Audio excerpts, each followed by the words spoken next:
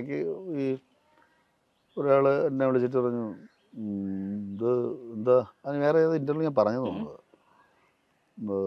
നിങ്ങളെന്തോ തമാശ ആണോ ചെയ്യുന്നത് ഇപ്പോൾ അവൻ പറഞ്ഞു തമാശ ഇല്ല അവർ പറഞ്ഞിട്ട് നിങ്ങൾ തമാശ എന്തോ ആണ് ഒന്ന് കാണിച്ചേ എന്ന് പറഞ്ഞു ഞാൻ പറഞ്ഞല്ല അല്ല സാറേ ഞാനിങ്ങനെ ഇപ്പം തമാശ കാണിക്കുന്നത് അല്ല തമാശ എന്നൊക്കെ അപ്പം എനിക്കിങ്ങനെ അതും എനിക്ക് ദേഷ്യം വന്നില്ല ഞാനിങ്ങനെ പിന്നെ ആലോചിച്ചപ്പോൾ അങ്ങനെ എന്നെക്കാൾ പ്രായമുള്ള ആളാണ് അങ്ങനെ പ്രായം ഉണ്ടോ കൊണ്ട് പോകാൻ വയ്ക്കണമെന്നില്ലല്ലോ അല്ലേ നമ്മൾ സാർ എന്ത് ചെയ്യണേ ഞാൻ സ്റ്റാറ്റിസ്റ്റിക്സ് അവൻ ഒരു കാര്യം സാറ് കുറച്ച് കണക്ക് എഴുതി കൂട്ടി ഞാൻ കാണണ്ടെന്ന് പറഞ്ഞു അല്ലേ ചുമ്മാ എനിക്ക് കുറെ കണക്ക് എഴുതി കൂട്ട് അല്ലേ അപ്പൊ സാറിന്റെ ജോലിക്ക് സാറിന് ഞാൻ അപ്പൊ അവൻ അങ്ങനെ അപ്പൊ ഇതാണല്ലേ പറഞ്ഞത് തമാശ അങ്ങനത്തെ കുറെ ഇപ്പൊ നമ്മൾ ഈ പറഞ്ഞ പോലെ ഇത്രയും വർഷമായിട്ട് വർക്ക് ചെയ്യില്ലേ നമ്മൾ ആദ്യത്തെ ഒരു കുറച്ച് കാലമൊക്കെ അങ്ങോട്ടും ഇങ്ങോട്ടും ഈ ഫോർമൽ ആയിട്ടൊക്കെ സംസാരിക്കും ഇത് കഴിയുമ്പോഴത്തേക്ക് നമ്മുടെ റിയൽ സ്വഭാവമൊക്കെ പുറത്താണ് അടി ഉണ്ടാക്കാറുണ്ടോ ഏറ്റവും കൂടുതൽ അടി ഉണ്ടാവണം എന്ത് വിഷയത്തില അത് എല്ലാവരുടെയും അടീനെ പറ്റി കേൾക്കുന്ന അല്ല ഈ ഡയലോഗ് ഒക്കെ പറയുമ്പോൾ ഞാൻ അങ്ങനെ പറഞ്ഞാൽ ശരിയാവില്ലല്ലോ അതെന്താ പറയാ ശരിയാവത്തെ അങ്ങനെയൊക്കെ എനിക്ക് മണിക്കൂറുകളെ ഷൂട്ട് തീർത്ത് വെച്ചിട്ടുണ്ട് ഈ വർക്കിന്റെ പരമായിട്ട് തന്നെ ഞാൻ അങ്ങനെ പറഞ്ഞാൽ ശരിയാവില്ല അതോ നിങ്ങൾ അങ്ങോട്ട് അത് ട്രിവാൻഡ്രം മറ്റേ അങ്ങ് പിടിക്കും ട്രിവാൻഡ്രം പിടിക്കും സെക്രട്ടേറിയറ്റ് പിടിക്കും ഞാൻ അവിടെ വെണ്ടുരുത്തി പാലം പിടിക്കും അങ്ങനെ വഴക്കുണ്ടായിട്ടുണ്ട്. ലൈംഗിക പീഡന പരാതിയും നടി നൽകിയ പരാതിയും അതിനെക്കുറിച്ചുള്ള വിവാദങ്ങളും തുടങ്ങിയ ചർച്ചകളാണ് കഴിഞ്ഞ കുറച്ചു ദിവസങ്ങളായി സോഷ്യൽ മീഡിയയിൽ നിറഞ്ഞു നിൽക്കുന്നത്. ബിജു സോപാനവും SP ശ്രീകുമാറുമാണ് ഈ ചർച്ചകളിലെ പ്രധാന താരങ്ങൾ. കാരണം ഇവർക്കെതിരെയാണ് പരാതി വന്നിരിക്കുന്നത്. ഇവരിങ്ങനെ എന്തെങ്കിലും ചെയ്തു, ആരാണ് ഈ പരാതി നൽകിയ നടി എന്നൊക്കെയാണ് ചർച്ചയാകുന്നത്. എന്നാൽ തങ്ങളല്ല എന്ന് പറഞ്ഞുകൊണ്ട് രമ്യയും നടി ഗൗരിയും ഒക്കെ രംഗത്തെത്തിയിരുന്നു.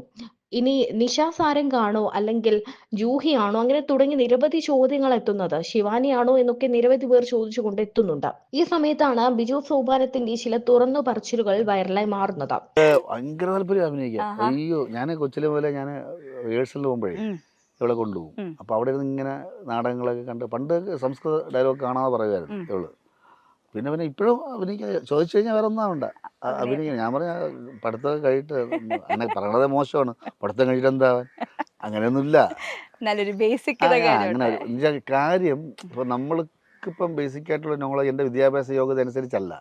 ഞാൻ അവിടെ ഇൻസ്റ്റിറ്റ്യൂഷനിൽ പോയതുകൊണ്ട് കാവലസ്ഥാനോട് നിന്നുകൊണ്ട് ഈ കണ്ടും കേട്ട് ലോകപരിചയമൊക്കെ ആയതുകൊണ്ടുള്ള കുറച്ച് അറിവ് കിട്ടിയതുകൊണ്ട് എനിക്ക് ജീവിക്കാനുള്ളൊരു അത് കിട്ടിയതുകൊണ്ട് ഒരു കഥാപാത്രം പറഞ്ഞു കഴിഞ്ഞാൽ എനിക്ക് എന്താണെന്ന് മനസ്സിലാക്കാൻ ഇപ്പം ഇല്ലായ്മയും അവന് വയ്യാതെ വല്ലായ്മയൊക്കെ പറഞ്ഞു കഴിയുമ്പോൾ ഒരു ക്യാരക്ടർ എങ്ങനെയാണ് നമുക്ക് മനസ്സിലാക്കാനുള്ളത് ഇതിലൂടെയാണ്. ഈ കുട്ടികൾ ഇനി ആരും 20 വർഷമൊന്നും പോയിട്ട് നാടകത്തിൽ പരിചയപ്പെടാനൊന്നും പോകണില്ല. അപ്പോൾ വിദ്യാഭ്യാസത്തിലൂടെയും വായനയിലൂടെയും കിട്ടുന്ന അറിവ് ഉപയോഗിച്ചിട്ട് നമുക്ക് ഇതിൽ നിൽക്കാൻ പറ്റും. അപ്പൊ അതുകൊണ്ടാണ് ഞാൻ പറഞ്ഞത് പഠിക്കുക എന്ന് പറയുന്നത്. അതുകൊണ്ടാണ് കണ്ണൻ ചേട്ടനുമായിട്ടുള്ള ഒരു ബന്ധത്തിലാണ് ഇതിലേക്ക് എത്തിപ്പെടുന്നത് അല്ലേ. കണ്ണന്റെ ബന്ധം എന്ന് പറഞ്ഞു കഴിഞ്ഞാല് ഒരുപാട് പറയണത് അത് ബന്ധം എന്ന് പറഞ്ഞു കഴിഞ്ഞാല് നമ്മുടെ സോപാനത്തില് മോഹിനിയാട്ടം ചെയ്യുന്നൊരു ഗോപി വർമ്മ അറിയാലോ, നമ്മുടെ കവടി. അപ്പോൾ അവരാണ് ഇവിടെ എന്നെ എത്തിച്ചത്. അപ്പോൾ എന്നോട് ചോദിച്ചു ഇങ്ങനെ നിന്നാൽ മതിയോ, എന്തെങ്കിലുമൊക്കെ പുറത്ത് ചെയ്യണ്ടേ അവർക്ക്. ഞാൻ പറയാൻ നമുക്കങ്ങനെ പരിചയം, നമ്മൾ ഇതിൻ്റെ അകത്ത് കിടക്കുകയല്ലേ. അപ്പോഴൊരു കാര്യം ചെയ്ത് ഞാൻ ഒരാളെ പരിചയപ്പെടുത്തുന്നു പറഞ്ഞാൽ ഏഷ്യാനിലെ ഷായിച്ചേട്ടൻ ക്യാമറ ഷായിച്ചേട്ടനെ, പിന്നെ ഷായിച്ചേട്ടനെ ശിവകുമാർജി പരിചയപ്പെടുത്തുന്നു. ശിവകുമാർജിക്ക് കവടിയാറിലുള്ളൊരു സിനിമയൊക്കെ വളരെ സീരിയസ് ആയിട്ട് കാണുന്ന ഒരാളും നിരൂപണം ചെയ്യുന്ന ഒരാളുമാണ് ശിവകുമാർജി. അദ്ദേഹത്തിൻ്റെ ഫസ്റ്റ് ഷോർട്ട് ഫിലിം കൂട്ടിലേക്ക് അദ്ദേഹത്തിന് ഒരു 7 അവാർഡ് വാങ്ങിച്ചു കൊടുത്തു. അപ്പോൾ അദ്ദേഹമാണ് എന്നെ നേരത്തെ പറഞ്ഞ ഒരു കാര്യമുണ്ട്, ഈ നാച്ചുറലായിട്ട് ഇപ്പം ചെയ്യണമെന്ന് പറഞ്ഞ സംഭവം. അങ്ങനെ പുള്ളി ആദ്യം ഒരു ഡയലോഗ് വന്നിട്ട് ചെയ്യാൻ പറഞ്ഞു. ഞാൻ നാടകക്കാരനാണല്ലോ. അപ്പോൾ പുള്ളി പറഞ്ഞു 2 മാർക്ക് തരാം, പിന്നെ ഒരു കാര്യം കൂടെ ചെയ്യണം, ഇനി ചാൻസ് ചോദിച്ചു ആരുടെ അടുത്ത് പോകരുത്, കാരണം വേറെ ആൾക്കോ കിട്ടാനുള്ള ചാൻസ് ബിജു തട്ടിച്ചെടുത്തിട്ട് ബിജു കുളമാക്കും, അതുകൊണ്ട് അവരെങ്കിലും രക്ഷപ്പെട്ടു. പുള്ളി അതാ പറഞ്ഞത്, സത്യം. അവർ 2 മാർക്ക് ഞാൻ തരാം, അല്ലാതെ ഇത് ബിജുവിന്, കാരണം നാടകത്തിന്റെ അകത്തായി പോയി ബിജു തിരിയുന്നത് പോലും കണ്ടിങ്ങനെയാണ്. അപ്പൊ പിന്നെ എങ്ങനെയാ ബിജു? മലയാള ടെലിവിഷൻ ചരിത്രത്തിൽ വളരെ വിജയം നേടിയ പരമ്പരയാണ് ഉപ്പുമുളകും. ഫ്ലവേഴ്സ് ചാനലിൽ സംപ്രേഷണം ചെയ്തിരുന്ന പരിപാടി സാധാരണ കുടുംബത്തിന്റെ കഥയാണ് പറഞ്ഞിരുന്നത്. അതുതന്നെ പ്രേക്ഷകർക്കിടയിലും തരംഗമായി. ഉപ്പുമുളകിലെയും നായകനായ ബാലചന്ദ്രൻ തമ്പി എന്ന കഥാപാത്രത്തെ അവതരിപ്പിച്ച് ശ്രദ്ധേയനായ താരമാണ് ബിജു സോപാനം. ബാലു എന്ന പേരിൽ അറിയപ്പെട്ട കഥാപാത്രത്തിന് വലിയ ജനപ്രീതി ലഭിച്ചിരുന്നു. ഇതിലൂടെ ബിജു വെള്ളിത്തിരയിലും ചുവടുറപ്പിച്ചു. പഠിച്ചു മറന്ന് പുതിയതുണ്ടാക്കുകയെന്ന കാവാലം സാറിന്റെ തിയറിയാണ് താൻ ഉപയോഗിക്കുന്നത് എന്നാണ് ബിജു സോപാനം പറയുന്നത്. നാടകം ജീവിത മാർഗമാക്കി എടുക്കണമെങ്കിൽ വലിയ ബുദ്ധിമുട്ടാണെന്ന് കൂടെയുള്ളവർ തന്നെ പറഞ്ഞിരുന്നതായി ബിജു പറയുന്നു. തന്റെ ഉദ്ദേശം ഒന്നു മാത്രമായിരുന്നു. വീടും വേണ്ട, ഭാര്യയും വേണ്ട, നല്ല വസ്ത്രം വേണ്ട, വാഹനം വേണ്ട, എനിക്ക് അഭിനയിച്ചാൽ മതി. അതൊരു തണലുകൂടിയായിരുന്നു. അതിനിടയിൽ മറ്റു പലയിടത്തും അഭിനയിച്ച ശേഷമാണ് ഉപ്പുമുളകിലേക്ക് എത്തുന്നത് എന്നും ബിജു സോപാനം പറയുന്നു. സിനിമയോ സീരിയലോ എന്തൊക്കെ വന്നാലും നാടകത്തിനോടുള്ള ഇഷ്ടം എന്നും ഉണ്ടാകും. നാടകത്തിൽ അഭിനയിച്ച് ജീവിക്കാൻ പറ്റില്ലെന്നുള്ളത് കൊണ്ടാണ് താൻ അവിടെ നിന്നും മാറിയതെന്ന് നേരത്തെ താരം പറഞ്ഞിരുന്നു. ഒരുപാട് പേരില്ലേ, അപ്പൊ അതിൽ ഒരാളെ തന്നെ അങ്ങനെ തിരഞ്ഞെടുക്കുക. ഒരാളെ മീൻസ് അങ്ങനല്ല, ഒരുപാട് പേരിൽ ഈ കാറ്റഗറീസ് ഉണ്ടല്ലോ, ഇങ്ങനെ ആൾക്കാർ ഇഷ്ടപ്പെടുന്നവർ, എല്ലാവരും ഇഷ്ടപ്പെടുന്നുണ്ടെങ്കിലും പോലും കുറച്ചുകൂടെ നോട്ടബിൾ ആയിട്ടുള്ള ആൾക്കാർ. ഈ ഉപ്പുമുളക് ഇങ്ങനെ നമ്മൾ ഇത്രയും വർഷമായിട്ട് കാണുകയാണ്. ഇതിനകത്ത് പറയാൻ പറ്റുന്ന, അതായത് ഒരു അച്ഛനും അമ്മയും ഇത്രയും മക്കളുള്ളൊരു വീട്ടിൽ പറയാൻ പറ്റുന്നതായിട്ടുള്ള ഒരുവിധപ്പെട്ട വിഷയങ്ങളൊക്കെ എടുത്തിട്ട് അലക്കി കഴിഞ്ഞു. ഇതെങ്ങനെ വിഷയം ഉണ്ടാക്കുന്നു, അതൊരു വലിയൊരു സംശയമാണ് കേട്ടോ. അതാണ് മനുഷ്യരാ, നമുക്ക് ഓരോ വിഷയങ്ങൾ ഓരോ ദിവസം വരും. ഇപ്പൊ എൻ്റെ വീട്ടിൽ തന്നെ കണ്ടില്ല, ഓരോ വിഷയങ്ങൾ വരും, ഓരോ ദിവസവും ഓരോ വിഷയങ്ങൾ വരും. അത് നമുക്ക് അതിന് വിഷയ ദാരിദ്ര്യം ഇല്ല, വരും. ഇപ്പം പുതിയ പുതിയ ആർട്ടിസ്റ്റുകളൊക്കെ വരുന്ന സമയത്ത് ഒത്തിരി പുതിയ ആൾക്കാർ ഒരുപാട് പേരുണ്ട്. അപ്പം അതിനനുസരിച്ച് തന്നെ നമ്മുടെ പ്രേക്ഷകർക്ക് ഈ കുടുംബത്തിലേക്ക് വേറെ ആൾക്കാർ വരുന്നതിനോട് ഭയങ്കര പ്രശ്നമാണ്.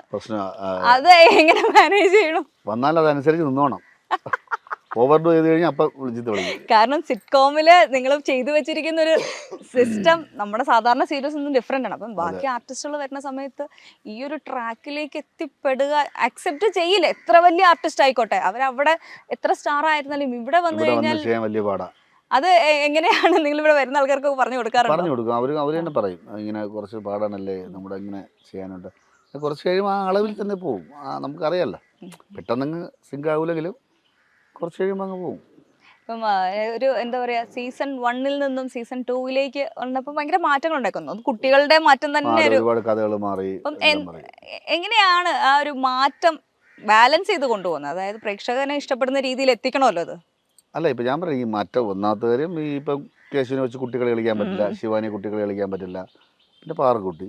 അപ്പം ഇപ്പോഴത്തെ നില അനുസരിച്ച് എന്തൊക്കെ ഒരു, ഇപ്പം കേശുവിൻ്റെ യുവാവാണല്ലോ, യുവാവിനുണ്ടാകുന്ന പ്രശ്നങ്ങളാണ് ഇപ്പോൾ അവന് ലൈനായി, വേറെ ലൈനായി, ഞാൻ കുറച്ചുകൂടെ കിളവനായി എന്നാണ് പറയുന്നത് ഇപ്പോൾ അവര് മര്യാദയ്ക്ക് കിളവനായില്ല, മര്യാദയ്ക്ക് വീട്ടിൽ അടങ്ങി കിടന്നൂടെ, വീടിൻ്റെ പുറത്ത് എന്നാണ് ഭാര്യയും മക്കളൊക്കെ പറയുന്നത് തന്നെ. അപ്പോൾ അത് അങ്ങനെ, അപ്പോൾ ആ ലെവലുള്ള കഥകളായി. പിന്നെ അതിൽ തന്നെ രസിക്കാനുണ്ടല്ലോ, രസം എല്ലാ ഏജിലുണ്ടല്ലോ. അപ്പോൾ ആ ഏജ് അതിനനുസരിച്ചിട്ടുള്ള ഒരു മാറ്റവും നമ്മുടെ പ്രേക്ഷകർ അതനുസരിച്ച്, കാരണം കാലത്തിനനുസരിച്ച് മാറ്റം നമ്മളിൽ ഉണ്ടാവുന്ന പോലെ കഥയിലും. ഇപ്പോഴത്തെ പറഞ്ഞാല് അത് ഞാൻ പറയാനുള്ള വിഷയമാണ്. ഇപ്പൊ ഒരു വാക്ക് നമുക്ക് പറയാൻ പറ്റുന്നില്ല. നമ്മൾ പറയുന്നത് കഥയ്ക്ക് വേണ്ടിയാണ്, അല്ലാതെ ഒന്നും അല്ല. ഇപ്പൊ ഞാൻ നീരുവിൻ്റെ അടുത്ത് നിന്നെ അടിച്ച് റെഡി പറയാൻ പാടില്ല. പൊളിറ്റിക്കൽ കറക്റ്റ്നെസ് എന്നെ ഇടിക്ക് അങ്ങനെ ചെറുത്തി സ്ത്രീകൾക്കെതിരെ ഞാൻ പറയും എന്തോന്ന് വയസ്സായെന്ന് പറയാൻ പാടില്ല.